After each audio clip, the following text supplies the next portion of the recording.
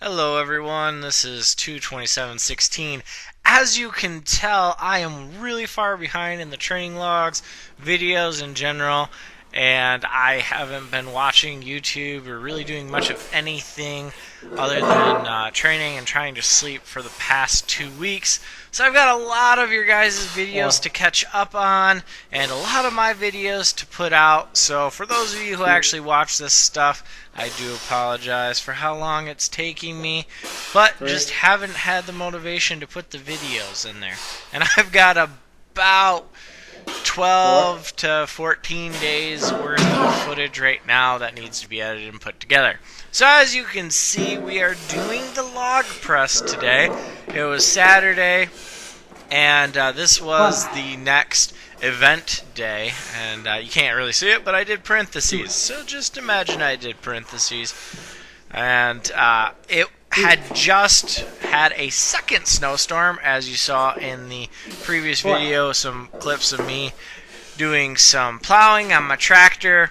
So we decided to work inside. This is the first time really doing log press for any amount of weight at all, other than I did a little bit with Tony over. So really out of practice with this. And we decided, let's just see what we can do today. Glenn with 195 here, and he was definitely feeling this. There you go. But you can see here, nice, good 2 reps. Nope. Yeah, second drive right. And he just wasn't feeling very stable. But as I said, we're really out of practice with these.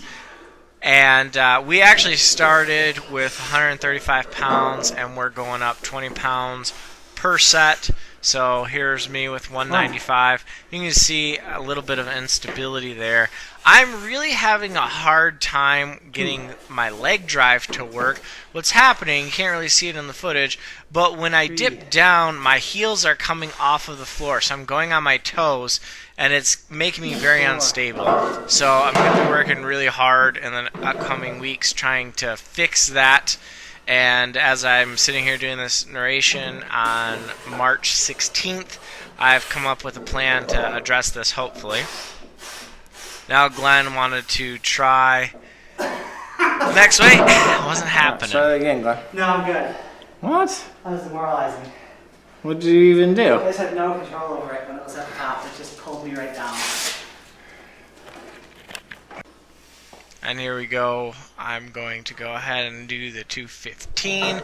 And this felt really heavy. I was not very happy to feel how heavy this felt. Although the most I've ever done was 225. I think I've gotten it for a double. I might be wrong on that. But my pressing is just not where it needs to be, as I've mentioned several times. Triceps just no good. Look at that. Just completely failed there. Going for a 3rd rep. And Glenn told me since I had gotten the reps, I needed to go up again. So put it to 235 here, just so that I could fail. Yeah, that looks like my 205. Yeah, there's no way that I'm getting that. So gonna have to keep working on it. We decided to go ahead and do a back offset with 185 pounds. Try and get some reps in there. And More you can leg see drive, Glenn a lot. already struggling a little bit on the better, first one. But one of the things that really looks good for Glenn is he is getting a little bit of a leg pop there. Is getting above his head with the leg drive. And then he's finishing with his tricep strong. I think he's just got to get back in the swing of things. But really, it looks pretty good, all things considered. And this is actually Glenn's first time doing the log press since he's been back. And back offset for me for 185. Now, one of the things we're not doing today is cleaning each set. We did do 10 reps with 135 and cleaned them all. And we decided we just wanted to focus on the pressing. The cleaning is not very difficult with the log. It's very different from a barbell clean. And if you ever get a chance to log, you'll see exactly what I mean. And then we decided to do some dumbbell overheads. We did a first set with 55 pounds and didn't put that in here. And this is 75 pounds per hand now. Glenn trying to figure out how to lift it up, and he just decided to throw it up there. And this is also the first time that we've done any sort of standing dumbbell presses in a while. You see there, Glenn just didn't have the stability. Dude, you're shaking something fierce. I know. I thought about like. Yeah, I just power cleaned it. Just. From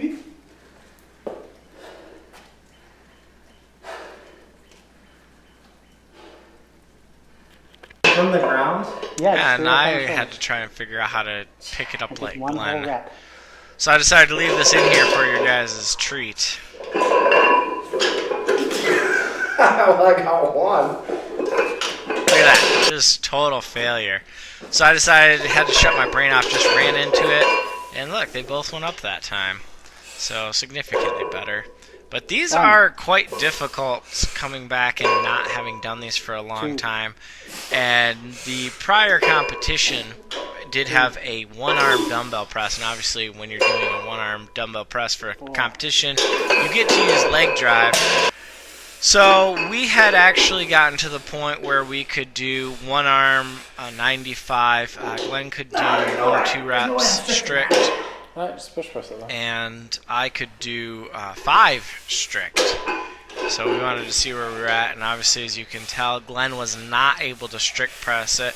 We are using the fat grips. You can kind of see it there, that blue handle. It makes the diameter of the handle about 125 inches. It's a little over 2 inches. And most axles or handles for a circus dumbbell are going to be 2 inches. So it works out pretty well for a cheap option. If you're not doing any sort of fat grip work for an axle and you don't have access to it, I definitely recommend the fat grips. Oh, okay then. Yeah, strict is out right now. And I said no way that I was going to do a strict press today with that. So I wanted to see how many I could do with leg drive. And these I was actually pretty happy with how they felt for the first couple. I definitely felt like I was getting leg drive, which is the opposite of what I was having with the log, where I was feeling like I was getting no leg drive with my toes coming off. But this, last one there, I lost it off my shoulder. just kind of slipped off my shoulder. So definitely need to practice positioning a little bit better, and that just kind of threw me off, so I decided to go ahead and switch over to the left arm and see how many reps I could get there. Now the left arm just feels really awkward for me, and those of you who haven't done this, go ahead and give it a try and just see how different it feels in your offhand. It's like I can't figure out how to set it, how to press it, how to hold anything, and only 2 reps there. Serious imbalance. So definitely a bit of a imbalance between the right and left there, but I knew that going into it. So Glenn here just wanted to try and get a couple reps in there. Look at that grinder. He just did not push it far enough to lock it out, but he stuck with it and just pushed through it. And the second rep just so much better. He actually got the leg drive. It makes it significantly easier if you can get the leg drive up towards the top of the lockout, so you don't have to just power through it and hope your triceps have enough strength to do it. Just crumpling under it. And Glenn wanted to show me that he doesn't have an imbalance, so he was going to go here and just get a nice easy 2 reps with his left hand. That's what he told me. And yeah, he just threw it backwards. Do another one of those. Now Glenn's broken our other handles, so he didn't want to break this one, which is a good call. And we decided to do some fat grip holds on firmers. Like 6 seconds. And before this, I kind of edited a little bit out. But Glenn told me that he was going to do over 10 seconds very easily with this weight. So this is 125 pounds per hand. So 250 total, not very heavy, but the fat grips just make it very intense.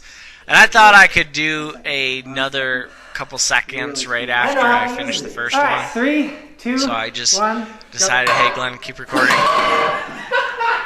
No, I'm not. I'm glad that was recorded. Yeah, man. Oh, that was good. I'm just all full of failure today. All full of failure. And so we decided to just try and do a couple picks instead of trying to hold it for time. Because obviously we didn't hold it very long. I can't tell who failed worse, Glenn or me there. But my right hand just hates me. It will not cooperate. It's my weak point in all grip-related events and deadlifts. Due to me breaking my right thumb multiple times, it just lets everything slide out, as you saw. Straight up. Up! And Glenn with a failure, also on the right side. Go ahead. So now over to me, doing some easy picks. What? And just so everyone's aware, this weight is not challenging for picking up. It's really not very heavy. This is what we normally warm up with. It is 100% a challenge on the grip. This is great. I do not have the grip strength that Richard has. If you're watching this, Richard, you are a crazy beast. But someday, I'll get my grip up there. But I don't have all the cool tools. I did Google around a little bit, trying to find a Rolling Thunder. And I just couldn't find anything that was affordable for me right You got like 2 points. And this was great because Glenn guaranteed me he would get 6 seconds. And he got a little bit over 2. And I don't know if you saw it there, but I accidentally put my pants in the fat grips. I got my pants. You didn't see that? So the fat grips have a line, obviously, that allows you to pull them apart and put them on the handle. When you are picking up things, make sure you don't accidentally stick your pants or other personal objects in before you lift. Doesn't work very well. And you really want to make sure that you have them facing up towards your hands. If you have them facing down, you will pull them apart. You got some time, but you got a little over. You got a little over 1 second, I think. I can even set it down. It was just like, we're done. Just embarrassing. So we decided to take down the weight a lot to 85 pounds. And, oh man, guys, I apologize for making all of you watch this because this is just a full failure workout. 14.4 Poor 2x4. And just really doesn't like it. 14.4. And Glenn just setting the time barrier here that I've been trying to beat. He is still a little bit upset that I beat him by 1 second in the strongman competition on the front hold. Wow. What was that? 14.6. Yes! And there it is. I got him. But that 1 second that I beat him in the front hold ended up putting me 1 place above him in the competition. So he's coming for me this year, guys. He's got it out for me. So as we continue to do the event day training, I think you're going to see Glenn just bringing it to a whole new level here. And again, now that it's March, he is a lot stronger now. He's definitely back to where he was for the most part pre-injury. And he's not dieting. He's actually doing a little bit of a bulk right now. So he is going to be quite stronger than me in the next couple months. I can almost guarantee that.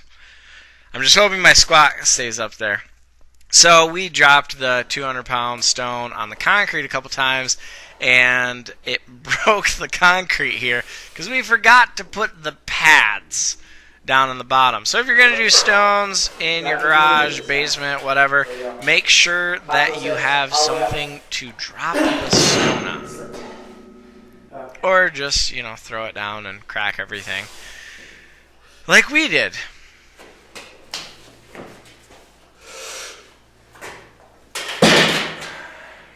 And look at me. Just totally forgetting. I'm just full of fail. Between the log press failure, the overhead, and the farmers, and now I'm breaking the concrete more. Just can't remember to put the pads back. But the 200-pound stone's feeling pretty good. This is a 50 4 or 56-inch height, I believe. So that is what we were using in the competition. One of the things that is unfortunate on how we have this set up, because you can't just drop it down without breaking the concrete, as we found out, is between every rep, you have to grab those pads, set them up, pull it back down, move them. It causes quite a bit of delay in between the sets, so you can't really practice for a competition where you're trying to do it quickly and just get as many reps in as you can, or load the stones as quickly as possible.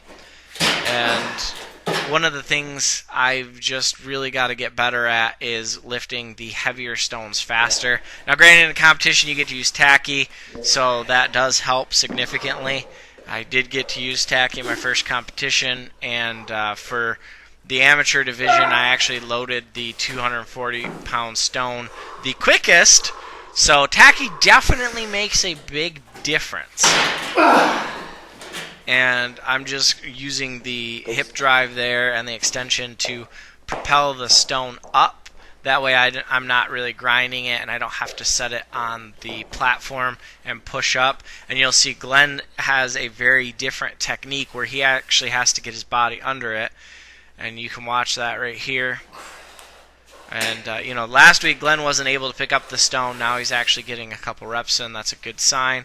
And so right here, see, he's got it right on the platform. He's got to get his body under it and then drive it up. And the reason that's happening is he's not doing the triple extension and getting his body in a position to really drive that stone up high enough and get it above the platform.